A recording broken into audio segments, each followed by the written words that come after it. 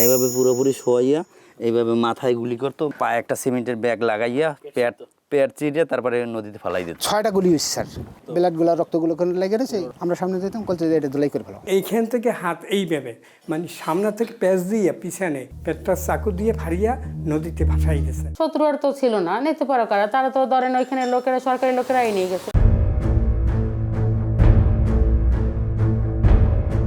বছরের পর বছর মানুষ গুম হয়েছে, সংখ্যায় শত শত, কিন্তু গুম হওয়া মানুষদের শেষ পরিণতি কি হতো সেটা ঘুণাক্ষরেও জানতে পারেনি কেউ। 14 নভেম্বর স্টার নিউজের অনুসন্ধানে বেরিয়ে আসে চাঞ্চল্যকর সেই তথ্য। রিপোর্টে উঠে আসে সুন্দরবন সংলগ্ন বরগুনার পাথরঘাটার চরদুয়ানি খাল হয়ে বলেশ্বর নদী ও বঙ্গোপসাগরের মোহনায় গুমের ভুক্তভোগীদের খুন করে মরদেহ ভাসিয়ে দেওয়া হতো।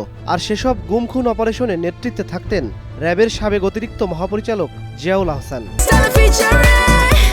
Next level, well done, side by side, free. Star নিউজের সেই অনুসন্ধানের হুবহু তথ্য উঠে এসেছে আন্তর্জাতিক অপরাধ ট্রাইব্যুনালে জমা দেয়া গুমের মামলার চার্জশিটে। বুধবার সকালে ট্রাইব্যুনালে এই চার্জশিট জমা দেয়া হয়। তাতে জিয়াউল আহসানের বিরুদ্ধে 3টি অভিযোগের প্রমাণ পাবার কথা জানায় প্রসিকিউশন। এর মধ্যে সবচেয়ে বড় অভিযোগ, দেশের বিভিন্ন স্থান থেকে গুম করে বরগুনার চরদুয়ানি এলাকায় 50 জনকে হত্যা। এছাড়া সুন্দরবনের গহীনে কথিত বন্দুকযুদ্ধের নামে 50 জনকে হত্যা এবং গাজীপুর থেকে 5 জনকে তুলে নিয়ে ভৈরব ব্রিজ এলাকায় হত্যা।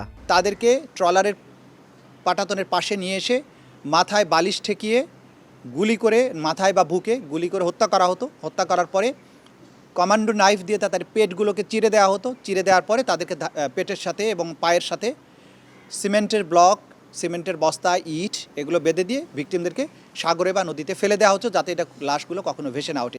চিফ প্রসিকিউটর ব্যাখ্যা করেন কিভাবে সুন্দরবন এলাকায় জলদস্যু দমনের নামে বন্দুকযুদ্ধের নাটক সাজানো হতো। তারা সাংবাদিককে নিয়ে গেছে, হেলিকপ্টার নিয়ে গেছে দেখানোর জন্য যে আমরা অপারেশন চালিয়ে সুন্দরবনে বনদস্যু হত্যা করছি।